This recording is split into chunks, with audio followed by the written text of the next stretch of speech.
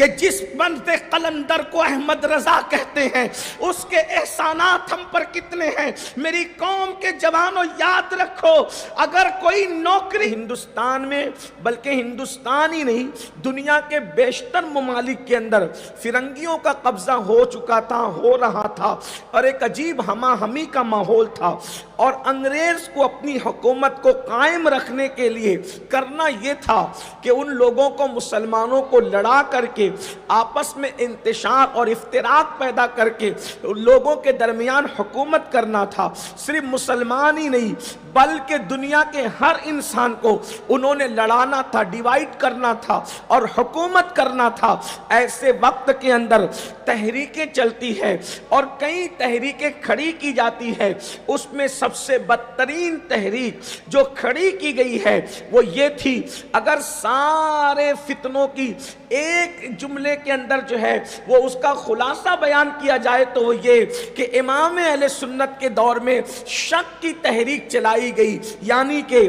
اللہ کے بارے میں شک پیدا کر دو، رسول اللہ کے بارے میں شک پیدا کر دو، بزرگان دین کے بارے میں شک پیدا کر دو، اصحاب رسول کے بارے میں شک پیدا کر دو، انبیاء کے بارے میں شک پیدا کر دو۔ یاد رکھنا، شک کا دوسرا نام منافقت ہے اور یقین کا دوسرا نام ایمان ہے۔ تو لوگ جو ہے وہ شک پیدا کرنا چاہتے تھے۔ اللہ اکبر، شک اتنی بدترین چیز ہے، اگر دوست اور دوست میں شک پیدا ہو جائے تو دوستی خطرے میں پڑ جاتی ہے، میاں بیوی میں شک پیدا ہو جائے تو ازدواجی زندگی جو ہے بالکل اجاڑ ہو جاتی ہے، باپ بیٹے میں شک پیدا ہو جائے تو محبتیں روٹ جاتی ہے، گھر کی بہاریں ختم ہو جاتی ہے۔ اللہ اکبر، جب دوست اور دوست میں شک پیدا ہو جائے تو دوستی قائم نہیں رہ سکتی، میاں بیوی میں شک پیدا ہو جائے ازدواجی زندگی اجیرن بن جاتی ہے، اسی طریقے سے باپ بیٹے میں شک پیدا ہو جائے گھر کی بہاریں اجڑ جاتی ہے۔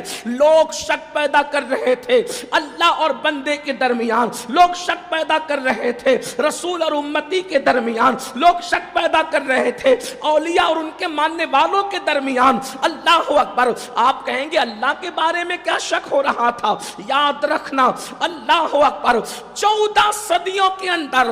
اتنی گندی گالی اللہ کو کسی کلمہ پڑھنے والے نے نہیں دی جو 14ویں صدی کے اندر دی گئی، یہ کہہ کے کہ اللہ جھوٹ بول سکتا ہے، بلکہ وہ جھوٹ بول چکا ہے، یہ بات کہی گئی۔ ہندوستان کی سرزمین پر اگر ہم نہ رکھتے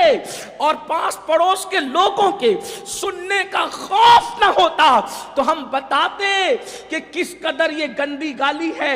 آپ اندازہ کریں، پیر جھوٹ بولے تو معتبر نہیں رہتا، باپ جھوٹ بولے تو معتبر نہیں رہتا، دوست جھوٹ بولے تو معتبر نہیں رہتا۔ اللہ اکبر، عقل کے غلاموں نے اللہ تک کو جھوٹا قرار دیا، اور یہ بات چھپی ہوئی نہیں ہے، براہین قاطعہ اس پر جو ہے وہ شاہد ہے، اس میں لکھا ہوا ہے۔ اسی طریقے سے فتاوی رشیدیہ میں بھی لکھا ہوا ہے۔ اللہ اکبر، میں یہ بات آپ کے سامنے، میرا عنوان یہ نہیں ہے کہ کس نے کیا لکھا، لیکن آپ کو بالخصوص جوانوں کو پتہ ہونا چاہیے، یہ جو میں کتابوں کے نام لے کر کے جا رہا ہوں، اللہ اکبر، اگر میں یہاں موجود نہ رہا تو یہاں ہمارے علماء موجود ہیں اور یہ ذمہ داری لیں گے کہ جو عبارتوں کی طرف میں اشارہ کر رہا ہوں یہ وہ عبارتیں ان کتابوں کے اندر بتائیں گے، اور اگر کوئی ذمہ داری نہیں لے سکتا تو میں خود اپنی گفتگو کا ذمہ دار ہوں۔ جودھ پور والوں،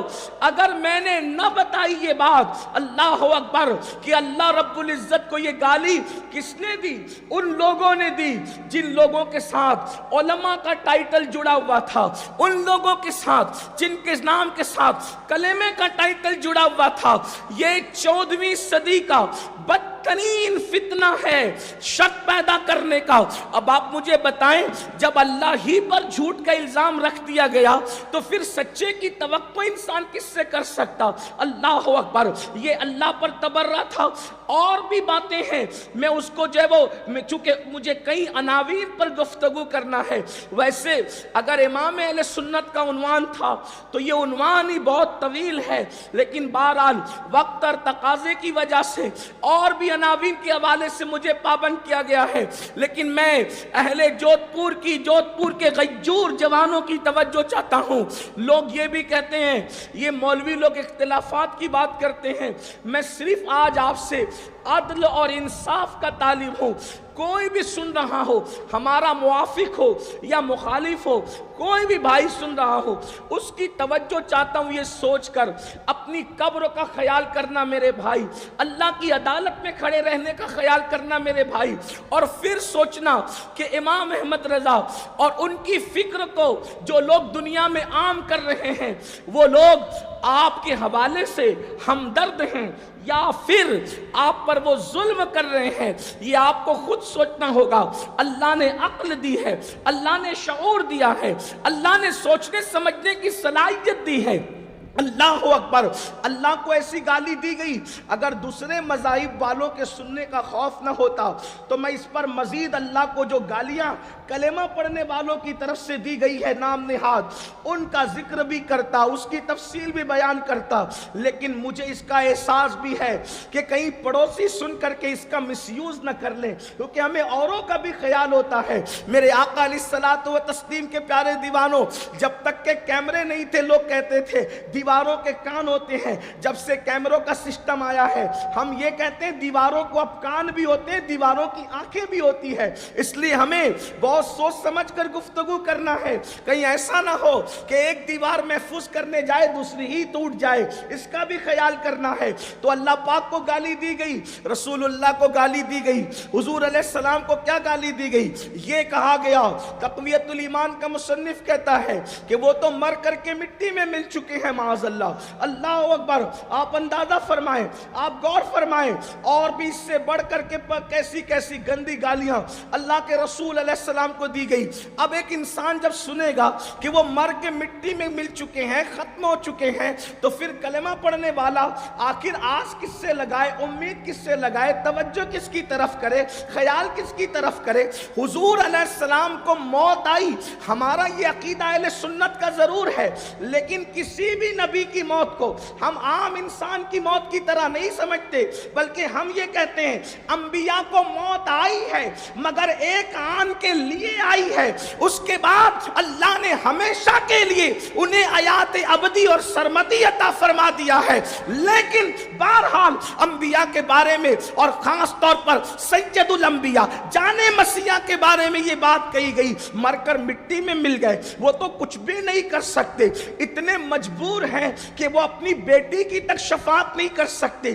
یہ باتیں لکھی گئی ہے، اتنے مجبور ہیں، اتنے لا علم ہیں کہ ان کو خود خبر نہیں ہے کہ قیامت کے دن ان کے ساتھ کیا کیا جائے گا۔ یہ تمہیدی گفتگو آپ توجہ سے سنیں اور پھر آپ کو پتہ ہونا چاہیے